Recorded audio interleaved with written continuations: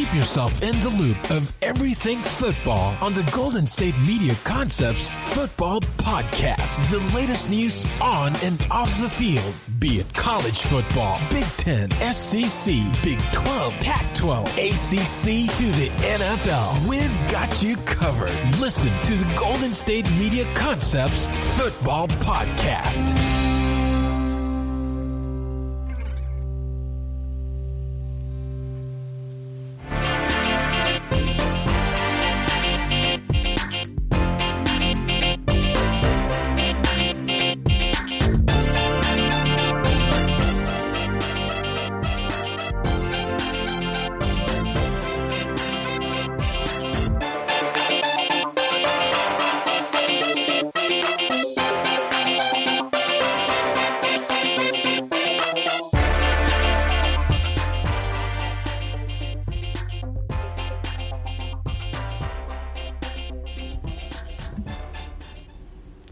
Hello, everyone, and welcome to the GSMC Football Podcast. My name is Wyatt Krieger, first-time host of the show, but really excited to be able to cover college football and NFL football with you guys for the next 12 months or so.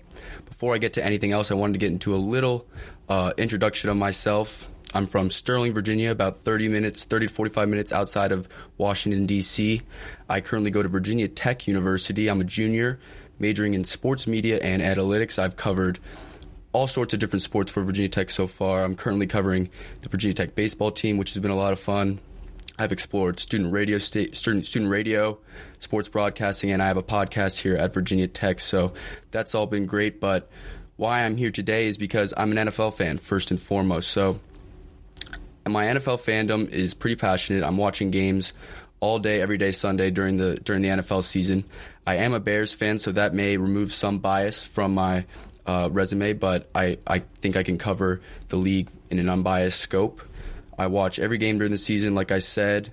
Some of my earliest memories of football were when Devin Hester returned the 2007 opening kickoff in the Super Bowl against the Colts. I remember I was watching that with my dad and a bunch of his friends, and I stood up in front of the TV out of excitement, got yelled at, but that was really exciting. Another early memory from watching football was with the Washington football team. My mom's cousin, a relative of mine, this is a little bit of a name drop, but his name is Nick Novak. If you were a Chiefs, Texans, Chargers football team fan in the last 10, 15 years, then you know who Nick Novak is. And he's been a kicker. He was a kicker in the league for 12 years.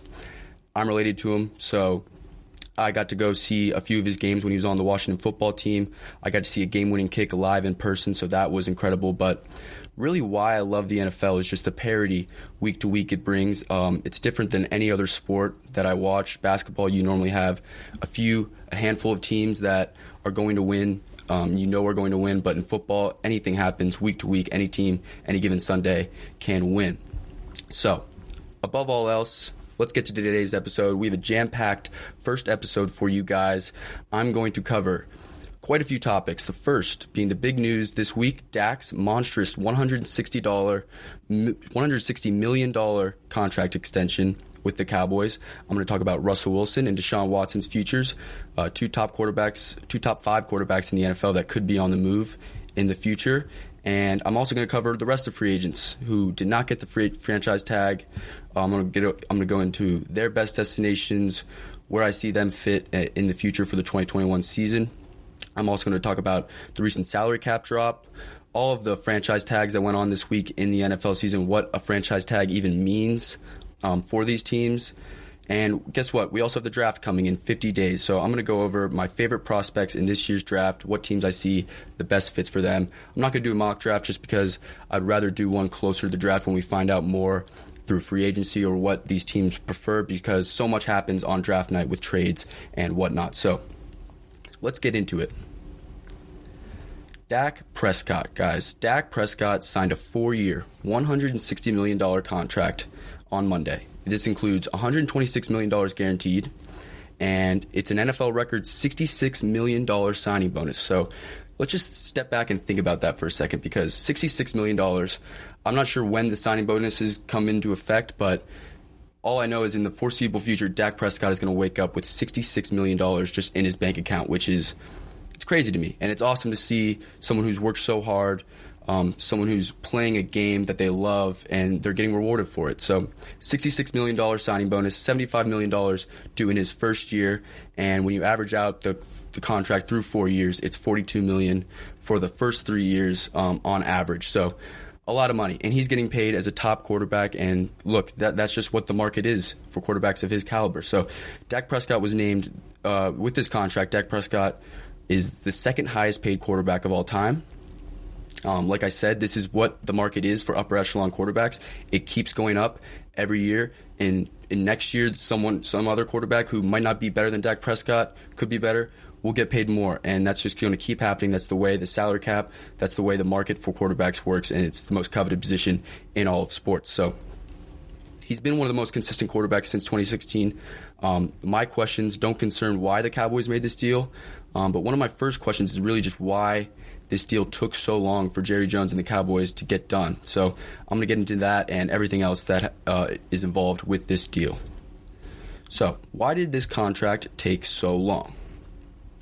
So early reports, while these contract discussions were going on, were that the discussions were about the length of the contract. So Dak wanted a shorter deal. The Cowboys wanted a longer deal. The way NFL contracts work out, you can kind of spread money throughout the back end of a contract if you have more years. Dak, being the smart person he is, wanted a shorter deal, make as much money as he can in a short period of time. So they ended up settling on 4 years. It's actually a 6-year deal that gets voided to 4. That helps the Cowboys in that fact. So they're going to pay less in the first 2 seasons. They gave him that large $66 million signing bonus, and then they can pay him more in the final 2 seasons of his year. So this really does benefit both sides.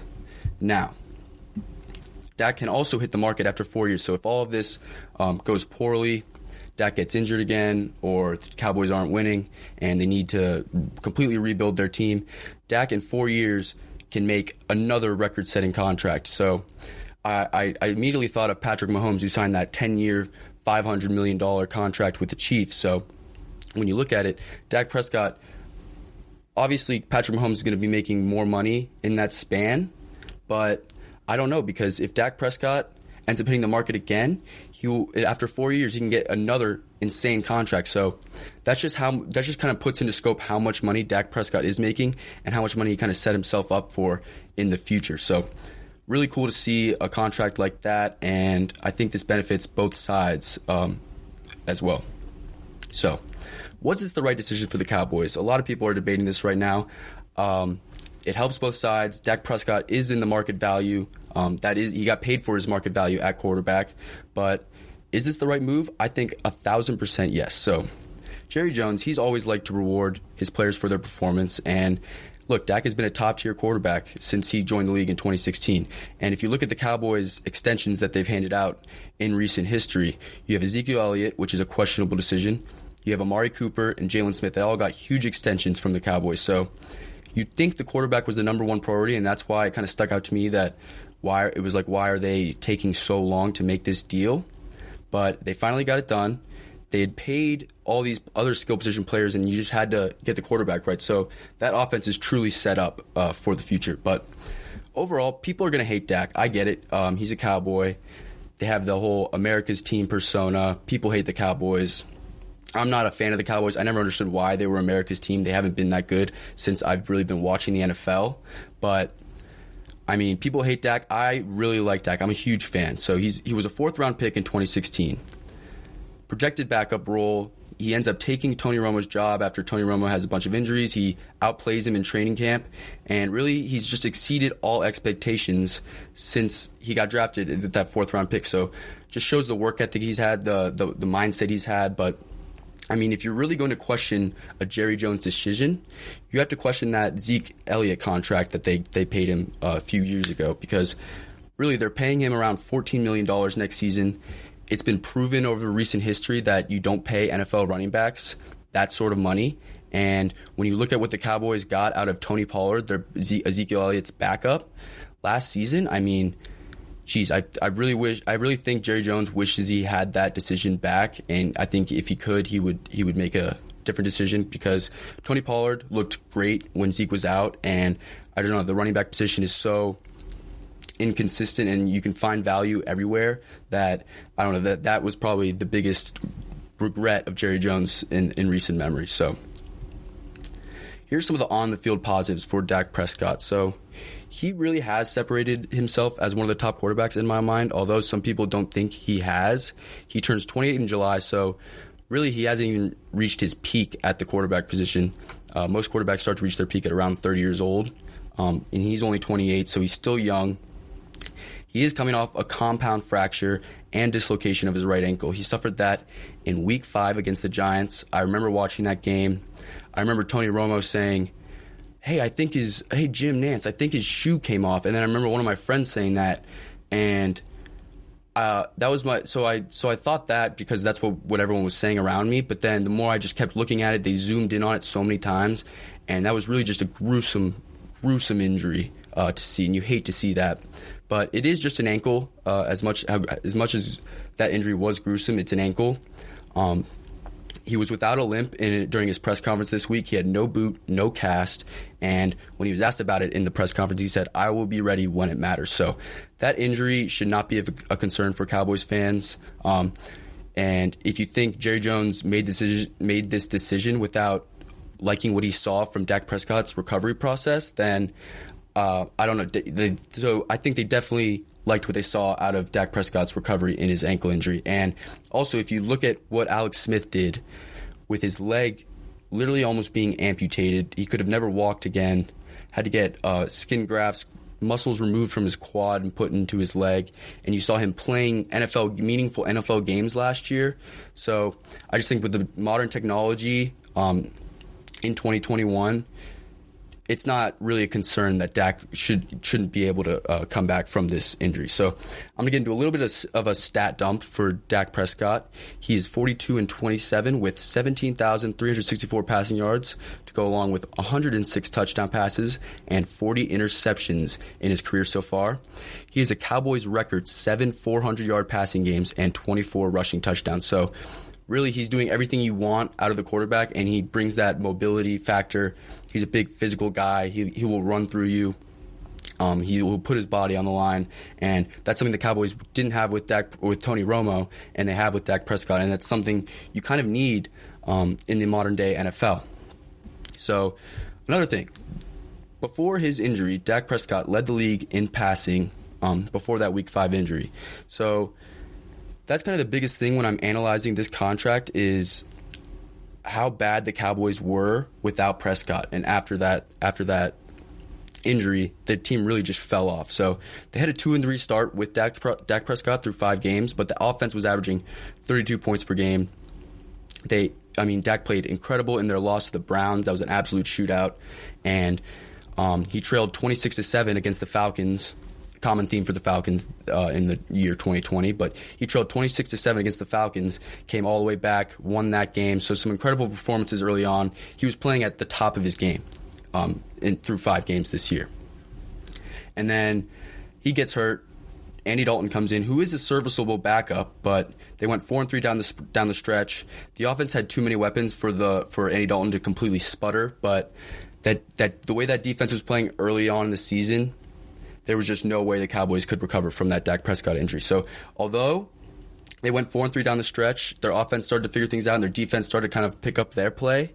I think above all else, Jerry Jones saw that Dak Prescott was the key to this team, and he saw the drop-off after he left. So I immediately, once I saw the Cowboys' performances after Dak got hurt, I was thinking franchise quarterback, because when you have a leader like that go down, it really just ruins the whole morale of your team. And I really thought about how the Chiefs rally behind Patrick Mahomes, because he's the definition of a franchise quarterback, definition of a leader, definition of a guy who gets everyone on the team around him to rally around him. And I thought Dak was starting to do that. And then when you have that guy get hurt, then everything's gone. All the momentum, all of the positivity, all of the outlook on the rest of the year, it's all gone. So teams need a leader to rally around, and I think Dak is that guy, and it showed with their play after the season. So another thing is, I think this immediately gives the Cowboys the best quarterback in the NFC East by far. So no matter what, they're going to have a great chance to win the division in the next 3 to 4 years. The defense of the Washington football team concerns me just because they're so young and so talented so early, but they still don't know what they're doing at the quarterback position. The Eagles have Jalen Hurts, so that's still up in the air. The Giants have Danny Jones, and that's still up. That's definitely still up in the air. So the Cowboys probably have the best chance to win the NFC East for the foreseeable future, depending on what these other teams do at the quarterback position. So, does this make the Cowboys real Super Bowl contenders? I think yes, but they have a lot of work to do. So, they've missed the playoffs in 3 of their past 4 seasons. My only skepticism is really going to come down to what Jerry Jones can do, what Jerry Jones and that front office can do to build the roster around Dak Prescott, because I don't know if they can. The defense was so bad last year. Through, I think it was 9-10 weeks, they had one of the worst defenses of all time in the history of the league. And they were able to figure some things out towards the bottom half of the year, and they had a chance to make the playoffs with Andy Dalton, which is as crazy as it sounds. But still, in 2020, they had the 28th ranked total defense. They were 23rd in yards per game, with averaging 386.4 yards allowed. They have a solid pass rush presence in DeMarcus Lawrence. Jalen Smith is a top middle linebacker. They paid him a lot of money. So I'm not too concerned about the front of that defense, but the real issue is the secondary. They need to find help in the secondary. They had Trevon Diggs come in and pretty much outshine the starters. He was a late-round pick. And you have starting cornerbacks Jordan Lewis, Chidobe Awuzie, and starting safety Xavier Woods, all free agents right now. It is expected that the Cowboys will move on from all of them, if not keep just one of them. So they need to force more turnovers. They need more production out of that secondary, and they won't be good if teams can just keep attacking them through the air. So another thing I think they need to address on that defensive side of the ball is that defensive line, the interior of the defensive line. They need to start to be able to stop the run better. They have DeMarcus Lawrence on the outside being able to rush the passer, and they have Jalen Smith flying around to the middle field. So if they can get some big guys up front in that inside of that defensive line, I think they will be that defense can really pick it up. And so the offensive line is another issue that I think Jerry Jones needs to shore up this season. They were hurt last year. They're expected to be healthy this year. So if that unit is playing at the top of their game, it makes this offense even more lethal. So above all else, as bad as the defense was last year, it's hard to get worse than what they were last year. You can only go up from here, like they say, right? So above all else, the offense is going to be great. I think this will be one of the top units in 2021. Dak's expected to make a full recovery. They have a receiving tandem of CeeDee Lamb, Amari Cooper, and Michael Gallup, which is top to bottom, 1, 2, 3, one of the league's best units by far. They still have Zeke Elliott with a healthy offensive line. Zeke Elliott's still one of the top 10 running backs in the NFL. Despite his contract and despite what Tony Pollard was able to do, he's still the best option for them. And if that offensive line is healthy, we've seen what they can do when they let Zeke get downhill and run in between and outside the tackles, because he really is just a star and he has that straightaway speed that can break games open. But I really want to just guarantee that they will have one of the league's best offensive units in 2021. And signing Dak was the first step for the progress of this team moving into the next year. So I talked about Dak. I gave my thoughts on him. Now I'm going to kind of transition into 2 of the big name quarterbacks that could be on the move. I'm going to discuss all of the free agents, and I'm going to predict where I really think they're going to end up and what the best fits are for those teams. So I'm going to go into a quick commercial break. I always say commercial. I get my friends make fun of me for that. I don't know if that's a hidden accent I have, but commercial, I think they're too similar. I don't know why I say it, but if I keep saying that, then let me have it in the comments. But yeah, we're going to get to a quick commercial break, and we'll be back soon.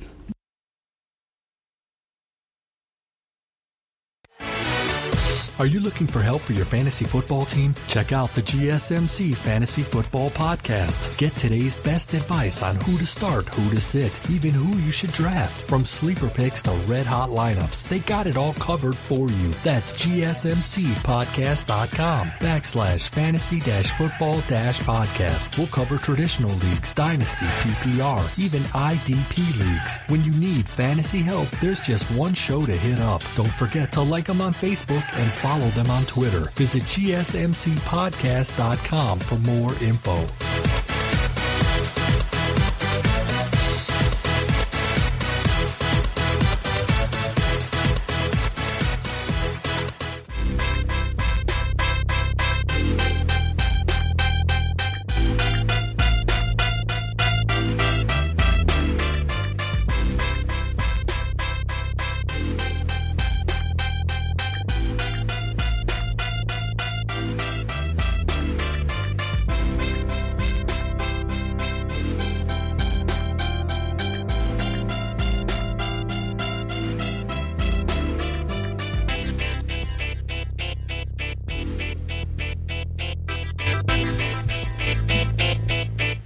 All right, so now I'm going to get into the free agency period of this NFL offseason.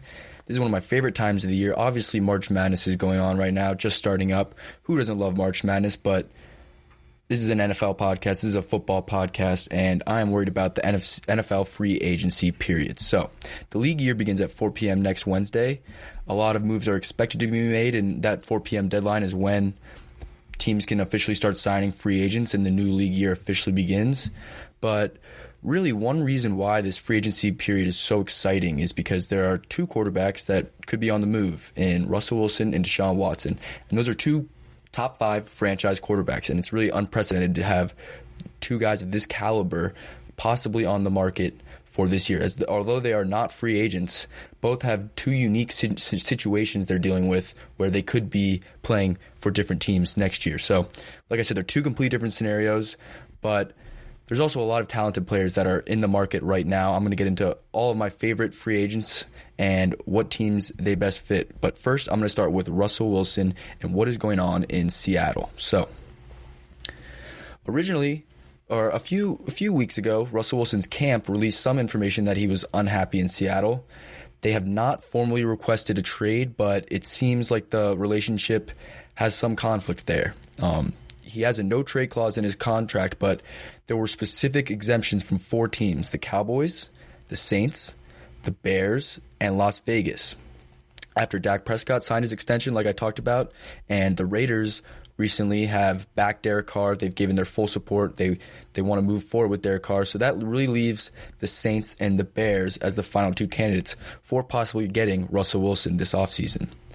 So the Saints are always in salary cap trouble. From what I've learned about the salary cap, they end up being able to just move money around when they need to, but they're always close to reaching that point.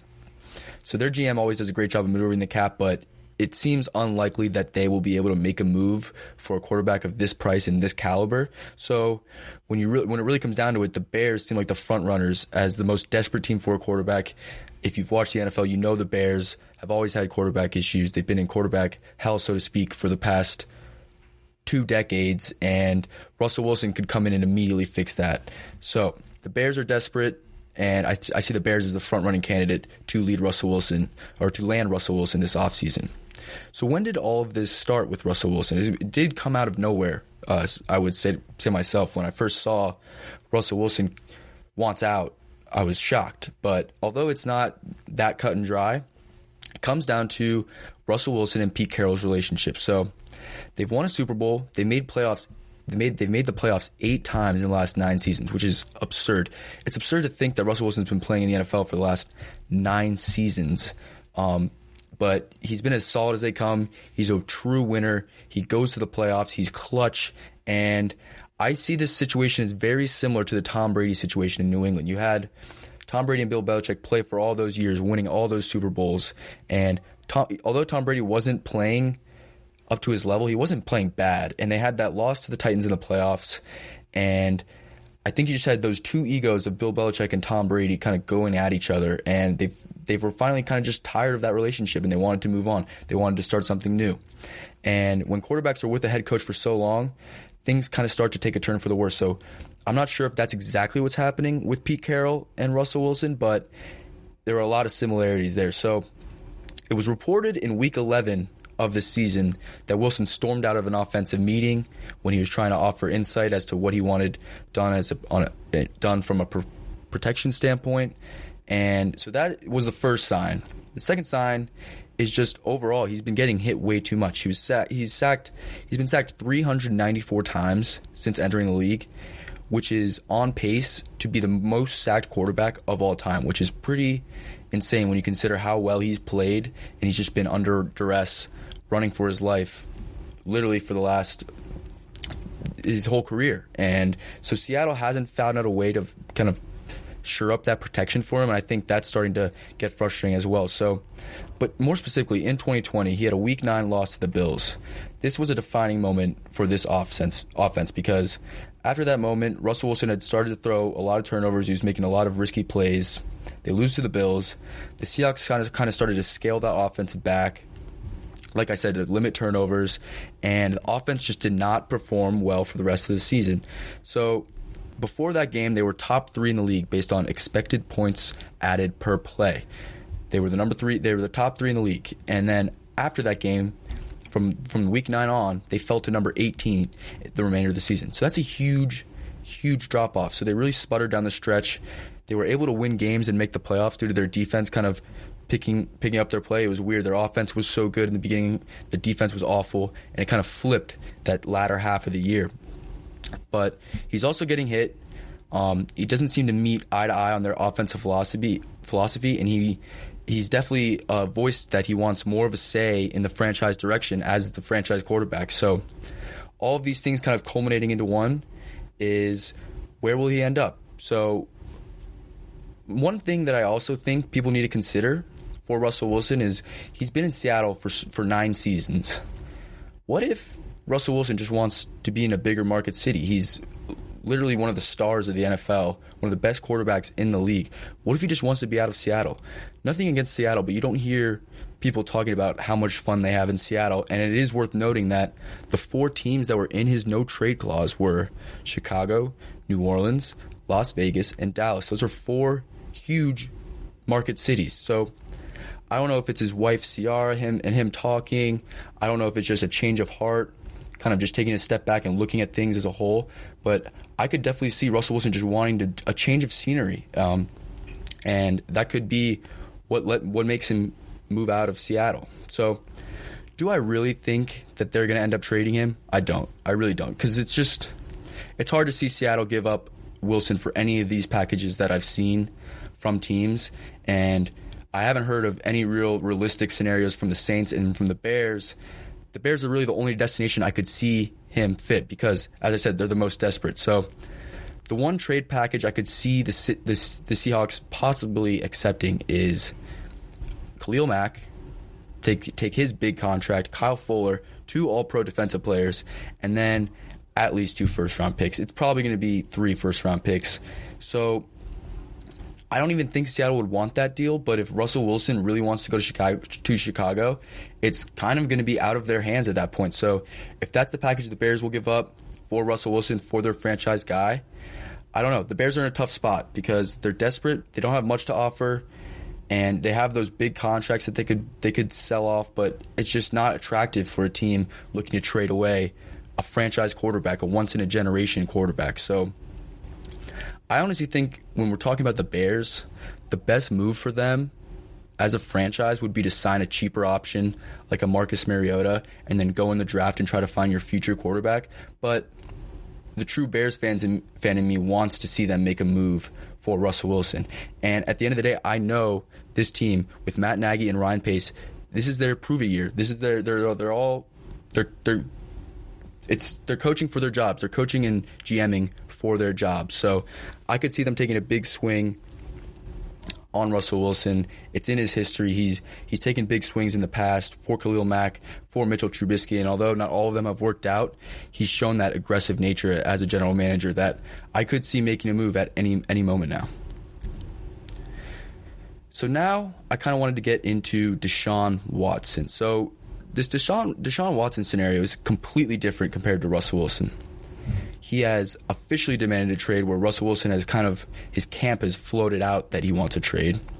And he literally met with the new head coach, the Texans' new head coach, and said he just does not want to play for that team, which is pretty hilarious when they bring in this new coach and Deshaun Watson meets with him, sits down, and goes, yeah, I just don't want to play for you. I think that's just a funny dynamic in the NFL. But look, after the season, Watson outlined his frustrations with the team, and it's only gotten worse since then. So I'm going to kind of break down how the history of this relationship started to fall and where the Texans should go moving forward. So what are these frustrations that Deshaun Watson originally had? I think 100% it dates back to last offseason when they traded DeAndre Hopkins, one of the best receivers in the league, one of Deshaun Watson's best friends on their team, and it seemed that after the fact, it was the trade was made because Bill O'Brien, the then head coach and GM who was fired this past season, just didn't get along with DeAndre Hopkins. So that was the only reason. It seemed like some egos were getting involved there. At the beginning of this offseason, Deshaun Watson wanted to be involved in the coaching and GM hire, and it seemed like the Texans front office completely ignored those requests from Watson. So after that point, you started to see a lot of social media, a lot of talk from Watson saying, I want out, I'm mad, I'm upset with how this is going, I'm not going to play for this team anymore. So he officially demanded a trade. The Texans have held strong in saying they will not trade him, but at some point, it might be out of their hands because, look, the Texans can say they don't want to trade him, and it's going to be up to Deshaun Watson how much he's willing to hold out. And I see the way this relationship has gone, I see Deshaun Watson holding out and not playing until he gets traded to a new team. So what makes Deshaun Watson appealing is his age, his athleticism, and his play. His play so far in the league, I think, has made him one of the most coveted assets in the league since Patrick Mahomes that has been available. So all those things kind of coming together. He led the league in passing yards. He had almost 5,000 passing yards this year. Can extend plays like few people can, and he has the track record, winning a national title at Clemson. And he was making the playoffs when the Texans had a serviceable defense, but their defense really just started to take a toll. The roster around him started to consistently get worse, and the frustrations kind of boiled over. So do I think Deshaun Watson will get traded? I really do. I really think he will, because that relationship with the front office is just too far gone at this point. I could see him sitting out if the Texans don't want to deal him, like I said. And really the worst case scenario, if you're a Texans fan, is they let him sit out. The team is able to get him, and then another team is able to get him for far less than what he's worth. So the Texans might want to hold strong here, see how far they can go, but it looks like Deshaun Watson isn't budging, and at that point they're going to have to trade him and try to get the best package for him. So what are some possible trade destinations for Deshaun Watson that I'm honestly curious why these trade options haven't been made yet? So my first team is the Dolphins. The Dolphins were 10-6 last year. They had Ryan Fitzpatrick starting, and rookie sensation or rookie draft pick Tua Tagovailoa finished the season for them. His last game against the Bills and really his performance all throughout the year was just not that good.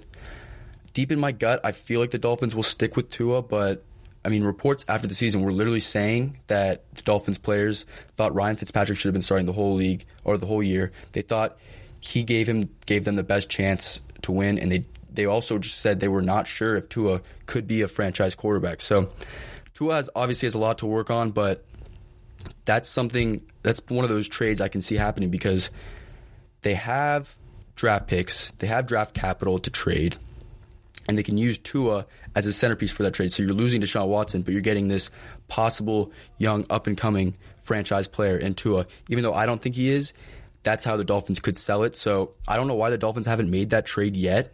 Maybe they really trust Tua. It's obviously early. He was his rookie year. He can still become that franchise guy, but you have a certified star in Deshaun Watson. I don't see why they don't go make that trade. So the Dolphins are one of them. The next one for me is the Eagles. So the Eagles had a rough season. They finished 4-11, fired Doug Peterson after last season. So the Eagles can kind of offer a similar package to the Dolphins, but I think the young quarterback they're offering as the centerpiece of that trade would be Jalen Hurts, who I think honestly has more upside than Tua. And Hurts, here's why. Hurts, he has the mobility, and in some games against the Cardinals and Cowboys last year, he showed that mobility, he showed that playmaking ability, and he has a really strong arm. So if someone can really get in there and develop him and, I don't know, refine that passing and refine that accuracy, then I think Jalen Hurts I truly think he can be a star in this league. So he is limited as a passer, but you can sell that Jalen Hurts is a centerpiece, offer a bunch of draft picks, get your franchise quarterback, and then go from there, because the Eagles are without Carson Wentz now. They have Jalen Hurts ready for the next season. If they don't make this deal, it's likely that they'll just be rebuilding for the next 2-3 years, but I really think the Eagles should make that trade. So now I'm going to start to get into some of my favorite free agents that are available this offseason, and I'm going to get into the best fits for them for the 2021 season. My first free agent is wide receiver Kenny Golladay. So the Detroit wide receiver, he's a true number one. So Detroit has already said they were moving on. They could have franchise tagged him yesterday or 2 days ago, and they didn't. So he has made some of the best plays that I think that no one has seen yet. And the Lions are the Lions. So it's understandable that a lot of people haven't seen those plays, but he really can just catch anything around him. His catch radius is absurd. He lays out, he puts his body on the line for all these catches. He's only 27, and like I said, he's a true number one wide receiver, so teams really need that. He has 2 1,000-yard seasons. He had 11 touchdowns in 2019, great numbers all around, but he was injured most of 2020, so that's probably what some of the concern from the Lions side was. But nonetheless, when this guy is healthy, he is a true number one and probably one of the more underrated wide receivers in the National Football League. So I'm going to give one team that I think should go after him, and that is the Jacksonville Jaguars.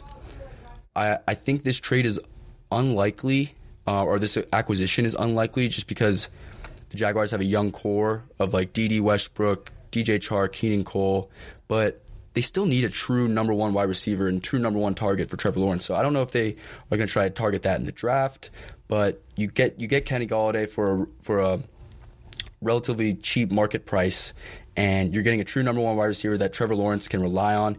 He can throw 50-50 balls up to, and Kenny Golladay will come down with those. So I see the Jags going after Kenny Golladay. I really hope they make that trade, and Trevor Lawrence would definitely be happy with that trade as well. My next free agent is pass rusher and outside linebacker Bud Dupree. Dupree was extremely productive in 2020, but the Steelers really just could not afford him, and they have too many facets of their team that they need to improve at this point. So, and they already have a potential defensive player of the year in TJ Watt. So alongside TJ Watt, or on the opposite side of TJ Watt, Dupree had 8 sacks this year. He had 2 forced fumbles, and really pass rushers are probably one of the most coveted positions in the National Football League, other than quarterback. I think they definitely are the second most coveted position in the National Football League, and teams need pass rushers, and there's no team that needs pass rushers more than the Tennessee Titans. The Tennessee Titans have not been able to rush the passer at all for the last 2 years, and they were horrible on third down all year. Mike Vrabel, he's a defensive-minded coach. Watching them go out the way they did against the Ravens, giving up all those rushing yards and just not being able to get off the field on third down, that has to just not sit well with Mike Vrabel. He's a defensive-minded coach, played pass rushers, coached pass outside linebacker, and I think he would really just want to get his hands on Bud Dupree, really be able to develop him into a star in this league. So the Titans need to go after Bud Dupree if he's available.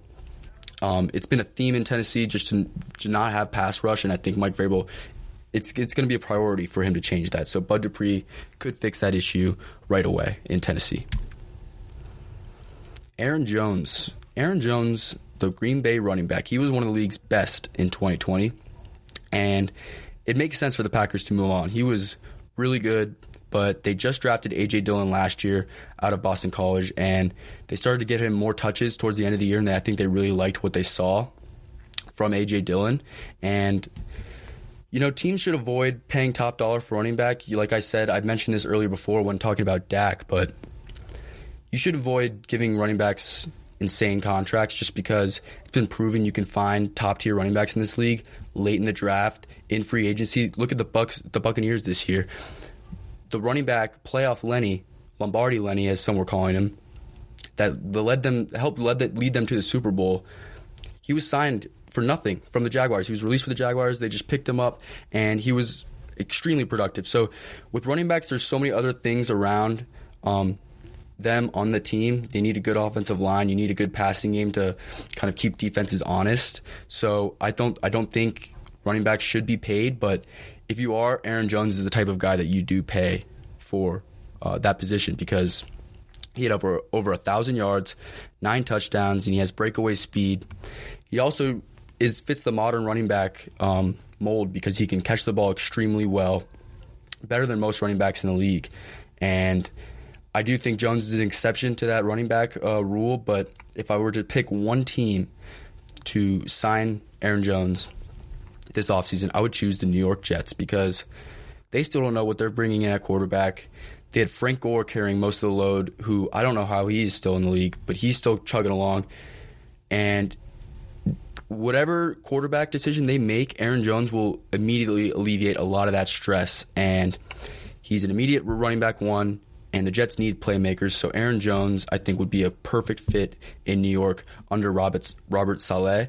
And if they go with the quarterback in the draft or go with Sam Darnold, Aaron Jones will be that quarterback's best friend heading into 2021.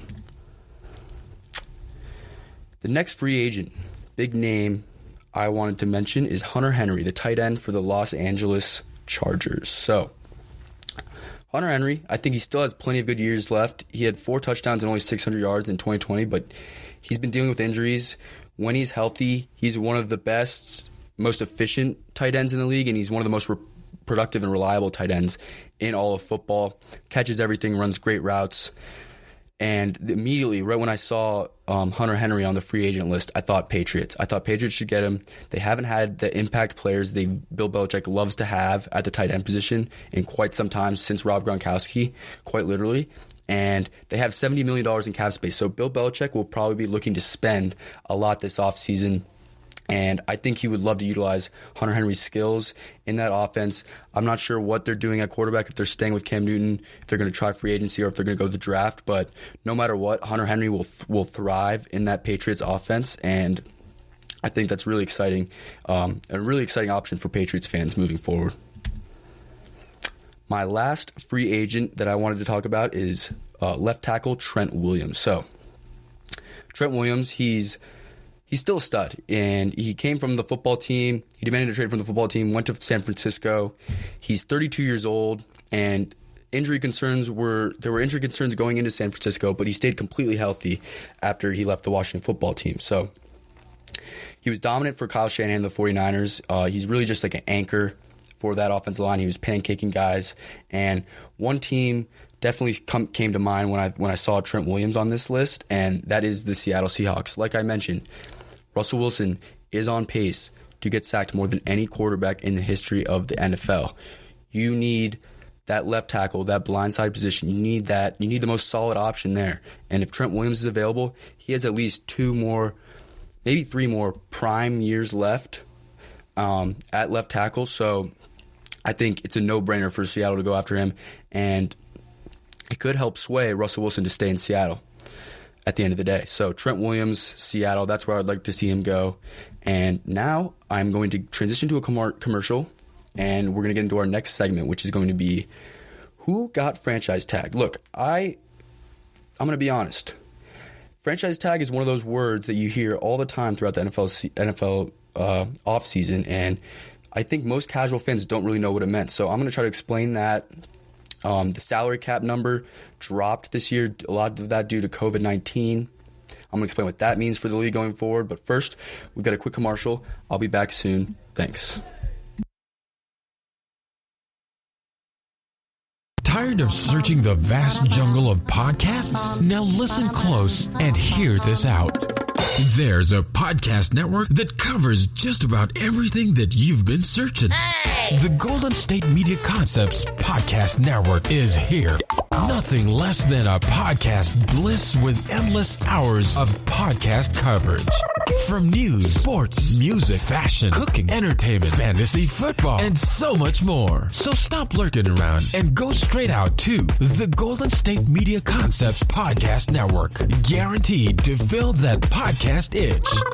Whatever it may be. Visit us at www.gsmcpodcast.com. Follow us on Facebook and Twitter, and download us on iTunes, SoundCloud, and Google Play.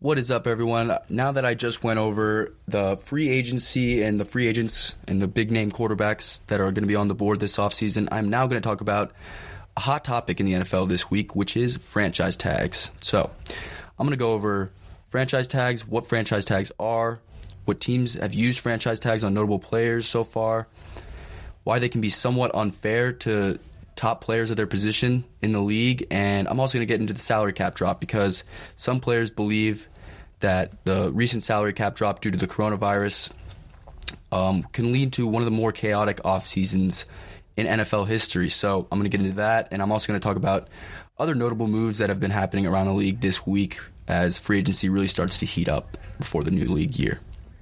So, what is a franchise tag? So, you hear this word a lot. I always used to think franchise tag means we're just going to see that player on that specific team for the remaining of the season, or for the next year, but they're a little more complicated than that. So every offseason, teams have a 2-week window to apply to a 1-year franchise tag. So once a player gets tagged, they can either sign that contract or they can structure a long-term extension, which is I think that's the more popular use of the franchise tag because a lot of teams don't want their coveted players to hit free agency, and they don't want another team to swoop them in without being able to offer them first. So these salaries for each tag varies by position, and the price is set by either averaging the top 5 paid players from each position, or it can be 120% of a player's previous year's salary, so a 20% increase in that salary. So by position, quarterbacks get at least $26 million a year with the franchise tag. Wide receivers get $17 million. Defensive ends get around $17 million, but less than wide receivers. Linebackers get $15 million, and so on and so forth. I think running backs get around $10 million, so it all depends on how guys are being paid at that specific position.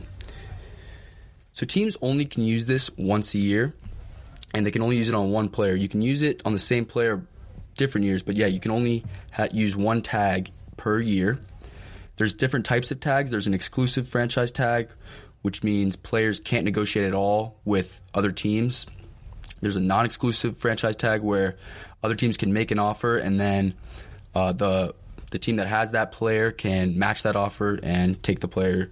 And then there's a transition tag. So transition tags are similar to non-exclusive, but players get an average of top 10 position salaries instead of top 5. So there's a little bit of a money discrepancy there.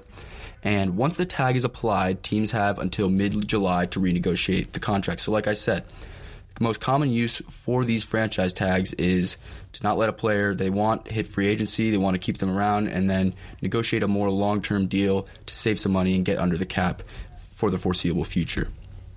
So these somewhat can be slightly unfair. A lot of players dislike the franchise tag. For example, Allen Robinson has voiced his opinions against the franchise tag because it placed a lot of restrictions on upper echelon players. So when a player like Allen Robinson gets franchise tagged, they can't really find their real market value because they have that set price on them.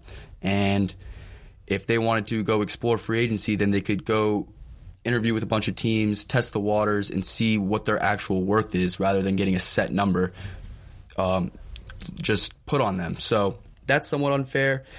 This makes them have no financial security past one season. So if there's an injury, then they could just their value could just completely plummet under the franchise tag.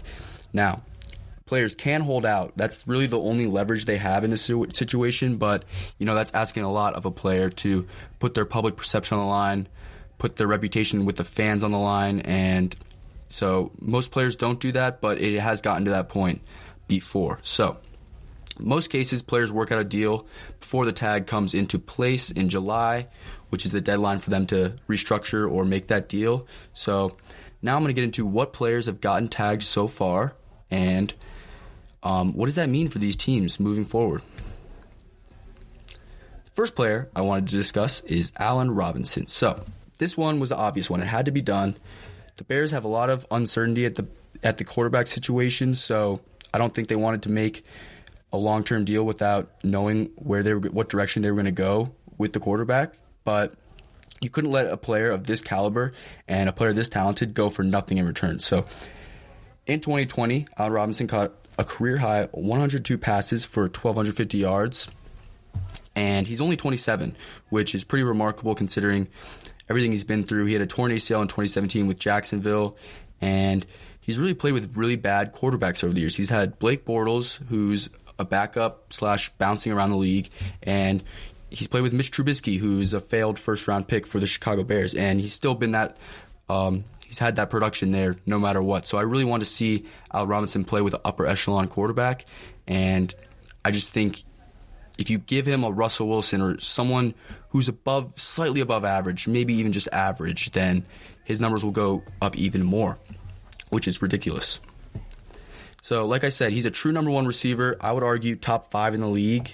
He's either going to play for $17 million in 2020, which is what his franchise tag number. I think he's looking for more around $20 million, and he's either going to play under that contract or he can hold out, which I think is definitely a possibility with this player just because of the displeasure he's voiced on social media and kind of how his teammates have rallied around him, and they really want to see him get paid. But when you look at the market value, so he's going to get paid $17 million under the tag next year. I think he deserves around $20 million. All of these guys I'm about to name are making around $20 million, like Keenan Allen, Amari Cooper, Michael Thomas, and Odell Beckham Jr. They are all getting paid substantially more than him next season. And just considering circumstances with the quarterback and the overall production that he's had, it's hard to argue that Robinson doesn't deserve as much as those guys. And I know the wide receiver position, the talent measures are different for everyone. Some people value different things, and it all depends on what sort of offense you're running. But from a pure pass-catching, route-running, true number one wide receiver reliability perspective, Allen Robinson's at the top of that list. And I could argue for him to be a top 5 wide receiver and for him to be paid like a top 5 receiver any day of the week. So Allen Robinson, we'll see how that goes. I'm really interested to see what the Bears do at the quarterback position and how that affects Allen Robinson's future with Chicago. The next player I'm going to get into is wide receiver Chris Godwin for the Tampa Bay Buccaneers. So Godwin kind of saw this coming. I think the Bucs saw this coming. He's due for $15 million next year. He caught 65 passes for 840 yards and 7 touchdowns. Caught 5 for 110 in the playoff win against Green Bay. That was a really one of those breakout performances in a clutch moment for him. Tom Brady loved going to him in the red zone. Like I said, he caught 7 touchdowns. He's a great compliment to Mike Evans. So the Buccaneers are really keeping that offensive core intact, and that's a scary sight for the rest of the league because I think they're just going to be just as good with the fact that we haven't seen Tom Brady show any signs of slowing down, and they're bringing back pretty much the same offensive unit next season. I mean, I just don't see a big drop-off coming. I just see more continuity, and they're probably going to be better. So Chris Godwin, that was going to happen. I think that was predicted around the league, and that's just a smart move by the Buccaneers. And one other thing is Chris Godwin said he didn't really care about this franchise tag.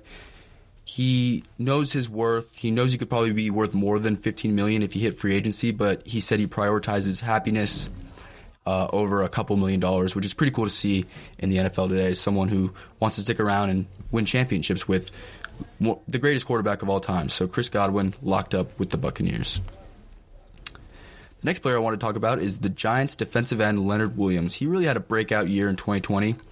He was the Giants' best pass rusher last season. The defensive end out of USC.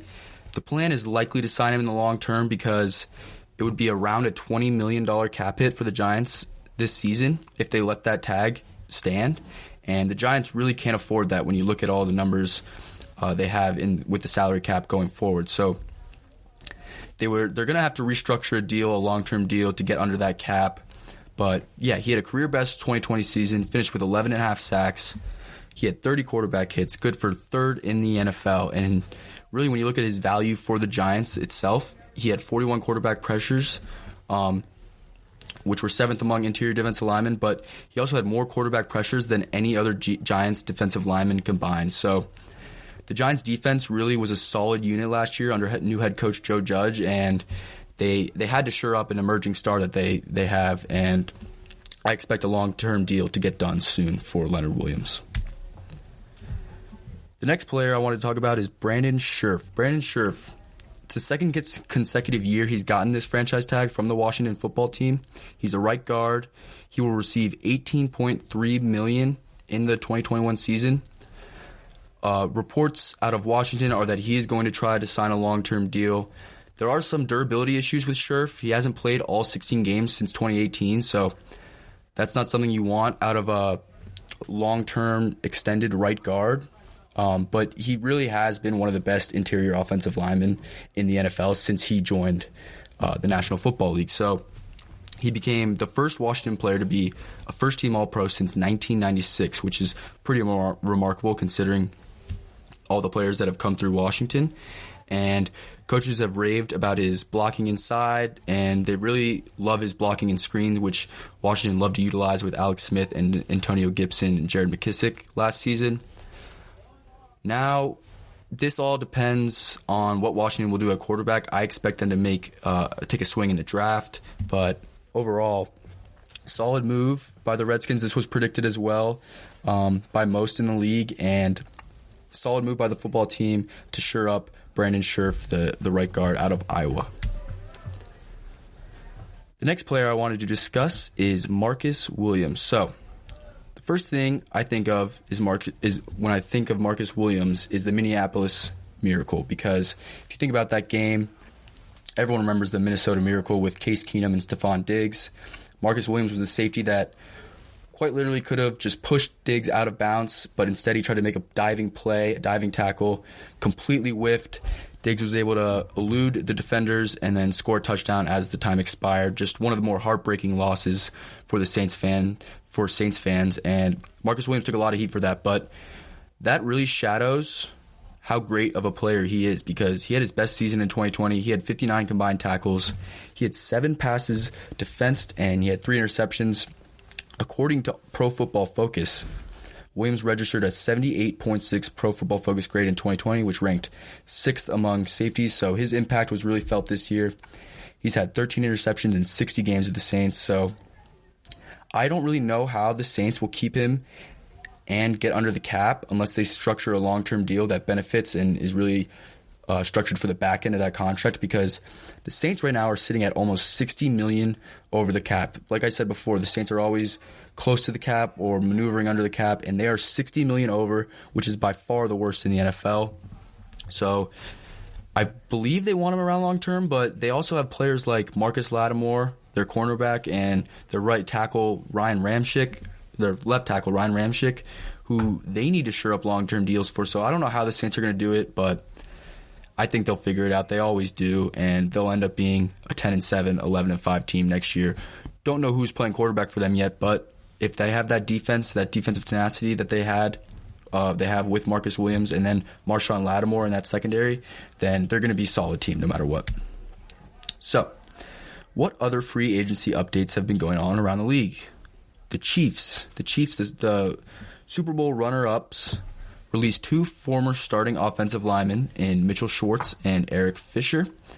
This saved them about $18 million of cap space, but they're still $4 million over the cap, and those were 2 veterans that I think Patrick Mahomes has a lot of respect for. I've protected Patrick Mahomes for the past 2 seasons, but it was the end of the road. It was the right financial move for the Chiefs. So the Saints also released Janoris Jenkins and Emmanuel Sanders to help get under that $60 million over the cap number. That saved them over $7 million in cap space. The Texans signed Mark Ingram to a 1-year deal, so the Baltimore fan favorite, the guy who was hyping up Lamar Jackson throughout his MVP year, is going to the Houston, and all that remains to be seen is who's handing the ball off to him for the Texans. So exciting for Mark Ingram. The Falcons re-signed Younghoe Koo. He was one of the league's best kickers last season. There was some speculation whether they're going to be able to get it done, and they ended up getting it done today. So that's done with the Falcons. The Bills let speedy wide receiver John Brown, who was really productive last year under Josh Allen. He's a solid receiver. He's going to be used somewhere on some good team in the league next year. Like I said, blazing speed. But this saved the Bills $8 million in cap space, so they had to get that done with Stephon Diggs and other weapons to take care of. The Dolphins released former Patriots linebacker Kyle Van Noy after they couldn't find a trade for him, so he wasn't as productive as he's been in 2020, but I guarantee a team will take a shot on him because he has that Super Bowl experience. He's a veteran, and he's still got a lot of good years left. There was another update I wanted to get to, and that is the Cowboys. The Cowboys, I was talking about their offensive line earlier this episode when I touched on Dak Prescott, but the Cowboys created $17 million in cap space. They restructured the contracts of Zach Martin, Tyrone Smith, and La'el Collins. So more examples of the cap maneuvering that goes on in the NFL, just restructuring contracts. I don't know the specific details on those contracts, but as long as they have those offensive linemen healthy and ready to go and it helps them financially, then that's just a great move by the Cowboys overall.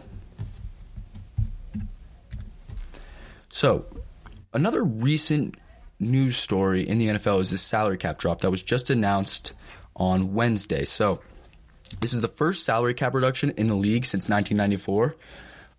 This is almost solely due to the reductions of revenue that the coronavirus has led to, just not having ticket sales. You don't realize how much ticket sales play when you talk about running this billion-dollar corporation that is the NFL. But the salary cap dropped quite a bit. It was $198.2 million the previous year, and it is now $182.5 million, which is, like I said, the first cap reduction since 1994, so a pretty historic reduction, and we're going to see a lot of teams struggling to get under the cap, and this will completely change how teams operate for the immediate future. Some players think that there's going to be a lot of one-year deals. A lot of good players will take one-year rentals to go to good teams and try to win a Super Bowl. So you could see agents advising players not to accept long-term deals, and then that means some sort of super teams like we have with the NBA happening where really skilled players are taking one-year deals, going to a Super Bowl contender, and then making that team all the more better. So as we see how the franchise tags, the salary cap drop, and all other free agency plays out, I'm now going to get into a quick commercial break, and I'm going to discuss my favorite draft prospects to end the show. With the draft coming up in 50 days, everyone loves the NFL draft. It's the most exciting event, off-season event, arguably in all of sports.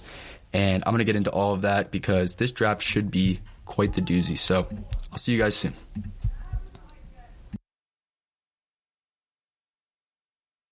This is your ultimate stop for everything sports. The Golden State Media Concepts Sports Podcast. Should I say more? From the NFL, MLB, the NBA to MMA, it's all in here. The Golden State Media Concepts Sports Podcast. Listen now.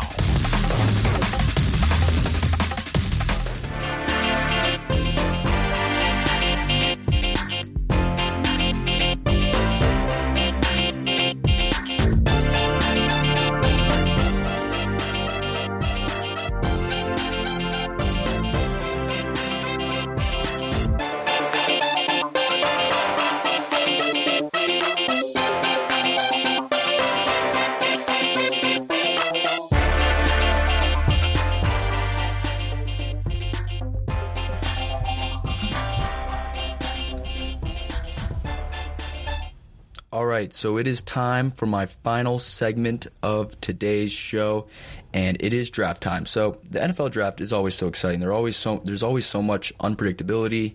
There's always so many storylines, and although some years you know who's going number 1, number 2 overall with quarterbacks and teams kind of outlining their future, but there's always uncertainty in the NFL draft, and there's always trades, moves that we don't know are going to happen, and they always happen. So I'm going to go through all my favorite draft prospects. I'm not going to do a mock draft just because I think it's better to do one of those closer to the draft. Obviously, we're just predicting here, but there's always trades that get made. And like I said, there's so much unpredictability. So I'm just going to go through my favorite draft prospects and what teams should have their eye out for these players. But this draft is really intriguing because there were a lot of COVID opt-outs in 2019.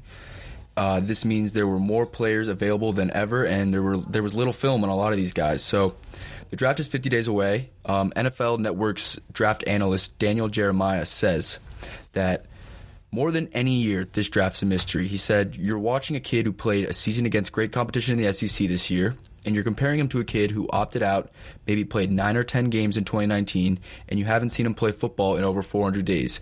It's crazy." So that's kind of what these GMs and draft scouts are dealing with. Also, another GM said it's the hardest draft to evaluate he's ever had to evaluate. He said it's more like an MLB draft with all of the uncertainty and the amount of prospects available. So really, it's going to be an exciting draft, and we really don't know how good a lot of these players are going to be because there's just been so much time off and so much time away from competition, so we don't know how they're going to adjust to that. So above all else, I'm going to get to my 10 draft prospects right now, and these are the ones I love, my top 10 in order, and what teams should be looking for these guys in this draft. So number 1 is an easy one. He's already locked in as the number 1 pick, and that's Trevor Lawrence, the Clemson starting quarterback. Like I said, he's already locked in as the number 1 pick. Urban Meyer, the new head coach of Jacksonville, has already said this, but Lawrence has been labeled as the best quarterback prospect since Peyton Manning, and I completely understand why. Because, I mean, he's tall, he's 6'6", which is absurd. He can make all the throws. He has deceptive speed. He almost runs like, I described it as him running like a deer, the way he runs, because it doesn't look like he's running that fast, but I mean, he's standing at 6'6" tall. His strides are insanely long, and he's able to elude a lot of defenders like he did 2 years ago against Ohio State in the national championship. But so he's done it at every level. He completed almost 70% of his passes in 2020, which is pretty ridiculous, and threw 36 touchdowns to only 8 interceptions. So those numbers are absurd. All of that means Lawrence is the number 1 draft prospect since Peyton Manning. On his pro day with Urban Meyer watching, he had a 60-yard bomb on the run. I mean, when you try to whittle down what the pros and cons are of him, and you look at the pros, he can hit tight windows, he's mobile, he's tall, and he can see the field really well. So if you wanted to point at any cons that he has, I would say against Ohio State this year, during the college football playoff, the pressure seemed to get to him, but at the end of the day, Ohio State's defensive line took over that game, and he had no time to make any decisions. So he was kind of running around, looked like a deer in headlights, so to speak. But there's also some scouts have issues with his arm ability. He can make all the throws, but I mean, in the NFL, there's some throws that you can make in college that you just can't make in the NFL with how tight the windows get. So he's going to have to go through a learning curve with just the decision making and kind of just feeling out what throws he can and can't make. But overall, there's no question he's going number 1. Obviously, like I said, and Mel Kiper, senior draft analyst at ESPN, described it like Trevor Lawrence is the Secretariat, and the rest of the horses are in that race are the other quarterbacks in this draft. So he's really separated himself as the best draft prospect, and he's already going to go number 1 to Jacksonville. So my number 2, Zach Wilson. He's the quarterback out of BYU. If you haven't seen him yet, go watch his highlights because I was really impressed with what I saw from Wilson in 2020. When I was watching his highlights and watched him play for a few times, I immediately thought back to the first time I'd seen Patrick Mahomes' highlights coming out into the draft, because Patrick Mahomes wasn't that highly raved about, as good as he is now, but you saw him in college just kind of running around, making ridiculous throws on the run, And that's really the biggest thing for me is just the arm talent. And I think Zach Wilson has the arm talent that stuck out above all the other quarterbacks, not named Trevor Lawrence. And just watch his highlights and you'll get a feel for how good this quarterback can be. So, like I said, he's a big arm like Trevor Lawrence. He can throw it really fast and accurate and hits tight windows. He's very athletic, shows a lot of moxie. He's got good size at 6'3", has athleticism, can throw on the run, like I said, and he reminds me a lot of Russell Wilson. That was the one comparison I could give, but he's an opportunity to be an absolute playmaker in the NFL, and that's what all these teams are looking for out of a quarterback, is someone who can make plays, improvise, and be mobile like Wilson is. So if I were to give any cons for Wilson's draft profile, I would say his accuracy definitely starts to decrease under pressure. Although he's 6'3", he's only 209 pounds, so a lot of scouts are worried that that's too small, too lean of a build. But those are types of things you figure out during the NFL process and as you grow and develop into the NFL season. But there's another issue people have is the lack of competition that he had at BYU, because that's not one of the Power 5 conferences. He wasn't playing pros week in and week out necessarily like Trevor Lawrence or Justin Fields was, but that just didn't seem to be a glaring issue for me, just because I saw what I saw on film and I was really impressed. So if I could give one destination or one team that really has to make a move for Zach Wilson, it's going to be the New York Jets. I think the more I think about it, I think they should move on from Sam Darnold. They have a new coach in Robert Saleh, who I think is going to be a great coach, and I think it'd be better if they just started this chapter with Robert Saleh, with a new quarterback, with a new face of the franchise, and just kind of let him be the future. I think Sam Darnold it's too broken at this point with all he went through with Adam Gase and his time in New York. I don't know what the Jets are going to do with him, but I think the smartest move for them in this situation is going with Zach Wilson, the quarterback out of BYU. So my number three prospect in the 2021 NFL draft is Rashawn Slater, the offensive tackle out of Northwestern. So most mock drafts I've seen have had Penei Sewell out of Oregon as the best O-lineman in the draft. But I have Rashawn Slater, and here's why. So he opted out in 2020, but in 2019 he did not give up a sack the entire season.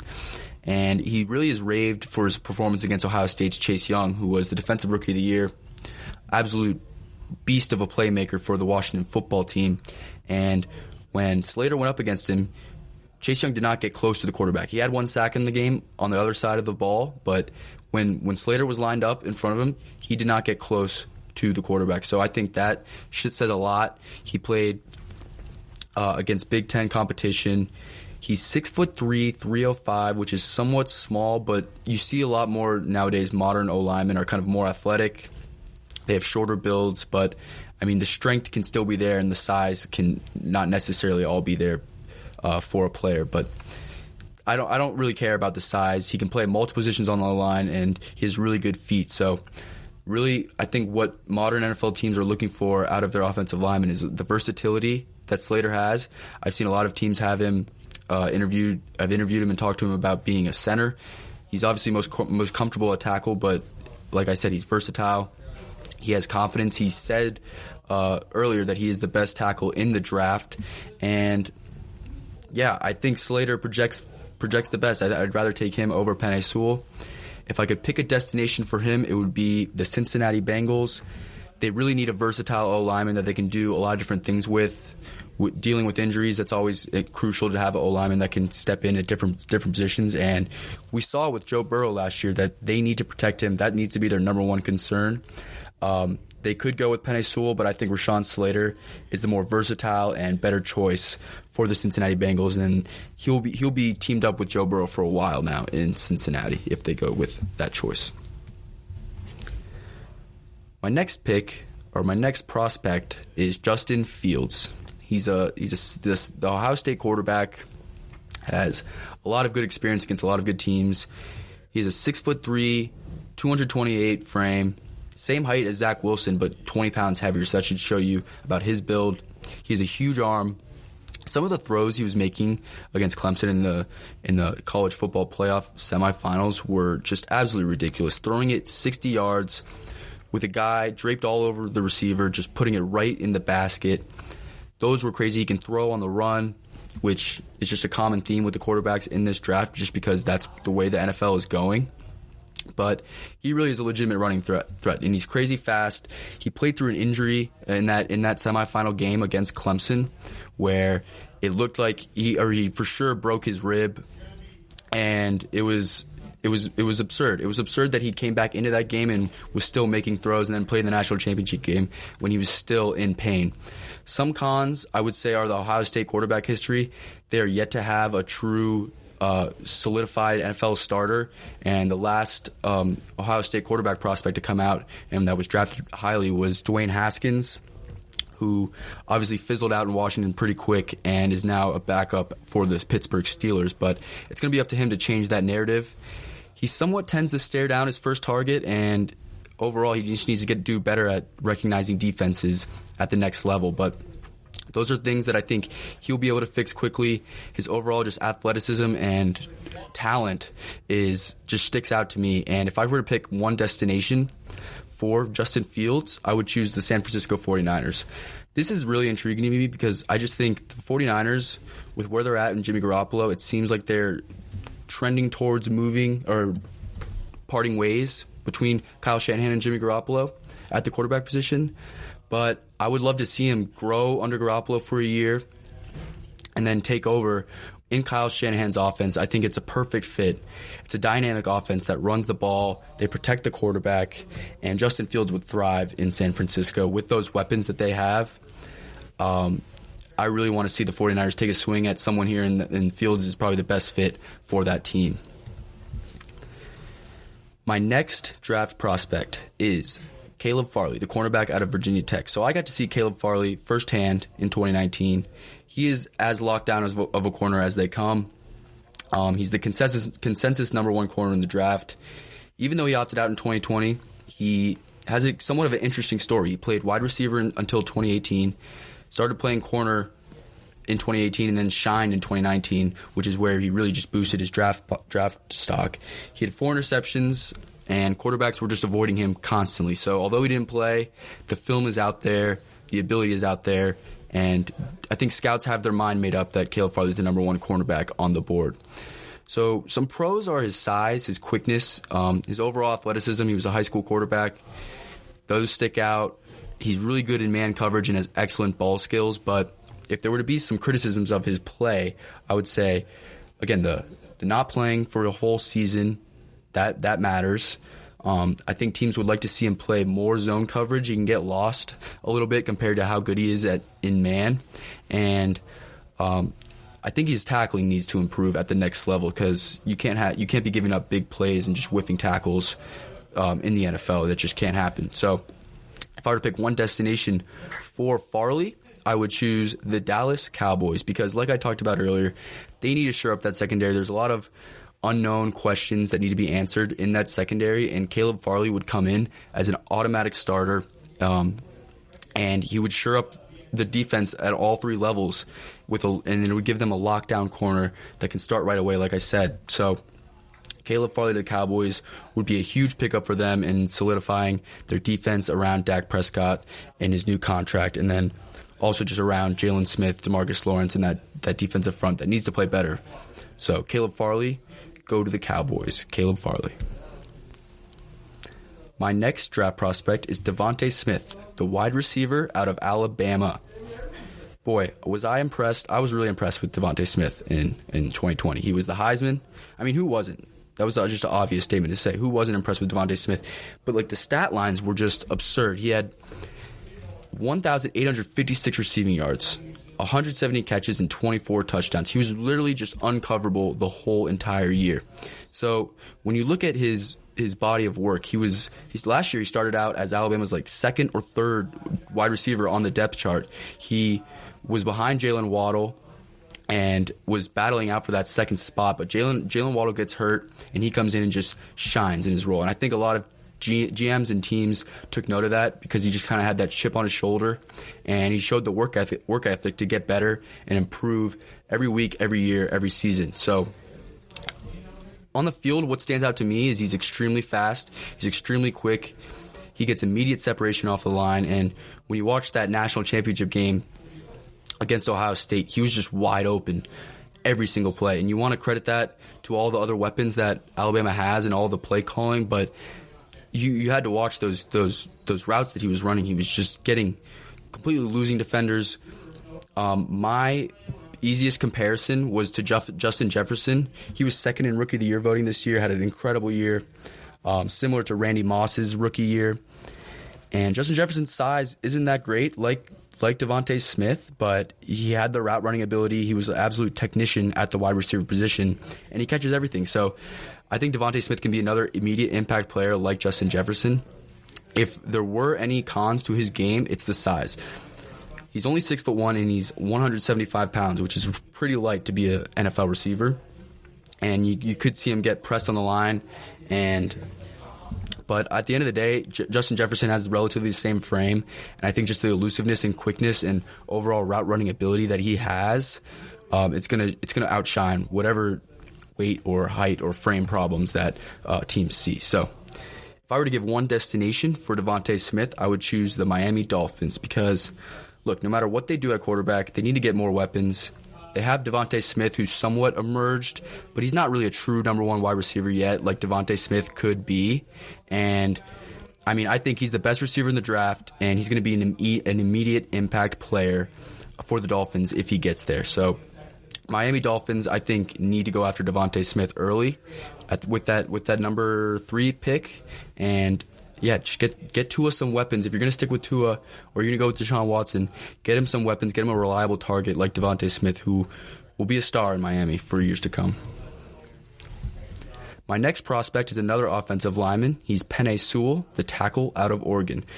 So a lot of people have him as the best offensive lineman in this draft. He's a huge player. He's 6'6", 325, started 2 years at left tackle for Oregon, and really there's just not many flaws to his game. Some of the pros are his just overall athleticism. He has the ability to be a Pro Bowl tackle, and scouts rave about his just like overall fundamentals and smoothness at the position. And he also does really well with zone blocking schemes, which are growing more and more popular in the NFL. Another thing, one of the cons that he has to his game are just the overall nastiness, and that's what really scouts want out of a projected offensive lineman, is that ability to just finish plays and really just kind of bully the opposing defensive player. So he hasn't really shown that. I took Rashawn Slater over him just because of the competition difference. Pac-12, Big Ten, it's not too far off, but I know just the resume and the body of work that Slater had going up against Chase Young and completely shutting him down, that stuck out to me. But just strength doesn't seem to be an issue for Penei Sewell. If I were to pick one destination for him, I think I would choose the Los Angeles Chargers because they're another team that needs to protect their young star quarterback in Justin Herbert. He was Rookie of the Year last year. Just an incredible season from him. And just to kind of shore up that offensive line, I would love to see them go with Penei Sewell. He's another sure thing. Offensive tackle might be the best, most certified position in this draft just because of the players that are proven, and just the overall grade these scouts have on them is so high that I think that these tackles could just thrive and will be immediate contributors for the Chargers in this case, or for any team that picks them up. So Penei Sewell, Chargers, that's where I'd like to see him go. If I were to go with another receiver prospect in this draft, I would go with Jamar Chase. Jamar Chase would have been the clear-cut number one prospect if it weren't for Devontae Smith's breakout year in 2020. With Joe Burrow in 2019, he had 84 receptions, 1,720 yards, and a whopping 20 touchdowns. That was alongside Justin Jefferson, and most people thought Jamar Chase was a lot better than Justin Jefferson, a lot better of a prospect, and that's just really what is intriguing about him. He also averaged 21 yards per catch, so the depth of his overall route running and his ability to get downfield is not an issue at all. He did opt out in 2020, like many have. He's shown the ability to make contested catches. That's probably his best trait, is going up and making those 50-50 plays.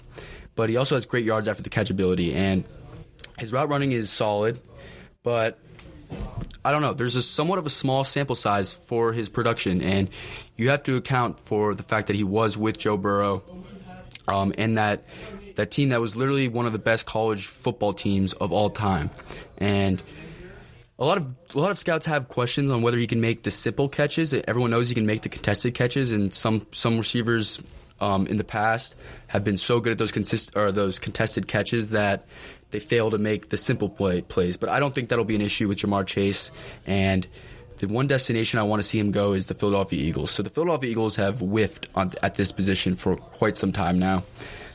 They got laughed at after taking Jalen Reagor over Justin Jefferson. There was videos of the Vikings front office just laughing because they were convinced that the Eagles were going to take Justin Jefferson, and they didn't. So they also missed on DK Metcalf. They ended up drafting J.J. Arcega-Whiteside, who is not an impact player in the slightest for the Philadelphia, and DK Metcalf has been a star since he entered the league. So I think their GM, Howie Roseman, really wants to get that position right, and Ja'Marr Chase, I think, is the most sure thing that's not Devontae Smith in this draft at the wide receiver position. So they need to get that number one wide receiver for Jalen Hurts and really just start building that offense around Jalen Hurts. My next prospect is Trey Lance, the North Dakota State quarterback. So, North Dakota State, they had a Carson Wentz, who was their last quarterback prospect. Trey Lance is really tall. He's 6'4", 230. He completed 66.9% of his passes in 2019. And what really separates him is he's the best overall running quarterback in this draft. He had 1,100 yards and 14 touchdowns on the ground, averaged 6.5 yards per carry. So it's perfect for this modern football West Coast offense. He didn't throw a single interception in 2019, so the decision-making is there. Some cons, I would say, are the level of competition, playing at an FCS school. Those are red flags. He hasn't played since 2019. He's only played one game. And sometimes the mechanics and feet aren't as consistent as teams would want them to be. But overall, they seem like easy fixes to me. And I think his overall upside just outweighs all of the cons with the FCS school and the mechanics. So overall, just the running ability, the size and arm strength, they're all huge positives. He's also been labeled as a leader and has a strong work ethic, so I think he'll be able to fix all those issues. And if I were to pick one destination, it would be the Chicago Bears. So I see the Bears making a trade up for Lance if they miss out on free agency this year. I think that's a safer move for them, is testing the waters in free agency and then seeing what they have with a draft prospect. And I think if they give him a year to develop under someone like Marcus Mariota, then he could end up being really good. And so I think he could end up being the future with relatively low expectations, but at the end of the day, who knows? Chicago might be cursed for real with the quarterback position, and maybe they'll never find their quarterback, but Trey Lance, I think, is worth taking a swing for Chicago in this draft. My final prospect for this draft is Kyle Pitts, the Florida tight end. This guy, he's one of the more intriguing prospects. I honestly think he's one of my favorites in this draft, although I have him at 10. Just the overall ability that he has, and the overall just intrigue with all the different positions he can play. He was labeled as a unicorn just for his ability to do everything on the field. He is a tight end, but he's really just a do-it-all type player. He stands at 6'6", 250 pounds, but he can move really well.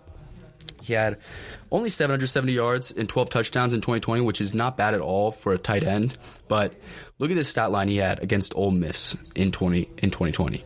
He had 8 receptions, 170 receiving yards, and 4 touchdowns in one game. So I think a lot of scouts saw that performance, and that did it for them. Because Kyle Pitts, I think you can do so many different things with him. You can line him up all over the field, use him in a variety of different formations and sets, and that's what modern teams are looking for. They're looking for guys that can do a lot of different things, both on the defensive and offensive side of the ball. So he is a good blocker, and really where he can be best is in the red zone. You can do so many different things with him, move him around, set him up on the line, outside the line, set him out wide, throw some goal line fades to him. So just the overall versatility he has. He can play slot, but he also needs to improve those releases and that route running ability if he's going to play in that slot position, because he could do it in college. He showed the athleticism that he can, but he's going to have to refine those skills and really work on those releases and the ability to overall just get separation in the NFL. So if I were to pick one destination for Pitts, this was pretty easy. I think he fits best with the Minnesota Vikings. They just let go of their longtime tight end in Kyle Rudolph, and he would provide easy support for Kirk Cousins. He would be a consistent option that he can go to in the red zone. He would make that offense truly, truly lethal, and would make one of the more intriguing skill set groups in the NFL, with Justin Jefferson, Adam Thielen, who was just an absurdly consistent red zone target for the Vikings, and then you add Kyle Pitts, and then you have Dalvin Cook as well. I mean, it's going to be like a pick your poison type deal with that offense if you add Kyle Pitts to the Vikings. So that's where I'd like to see him go, and I think Kyle Pitts is as intriguing as they come in this draft. So that's all I have for today's show. This was a lot of fun. I can't wait to discuss everything that goes on in the coming week with free agency, with the league year starting next Wednesday. So as always, be sure to follow us on social media at the GSMC football, GSMC_football, and check out all of our content on Spotify, Apple Music, and anywhere else you listen to podcasts. Be sure to visit GSMCpodcast.com for more info. Thank you all for listening so much, and I hope you have a great week. You've been listening to the Golden State Media Concepts Football Podcast, part of the Golden State Media Concepts Podcast Network. You can find this show and others like it at www.gsmcpodcast.com. Download our podcast on iTunes, Stitcher, SoundCloud, and Google Play. Just type in GSMC to find all the shows from the Golden State Media Concepts Podcast Network, from movies to music, from sports to entertainment, and even weird news. You can also follow us on Twitter and on Facebook. Thank you, and we hope you have enjoyed today's program.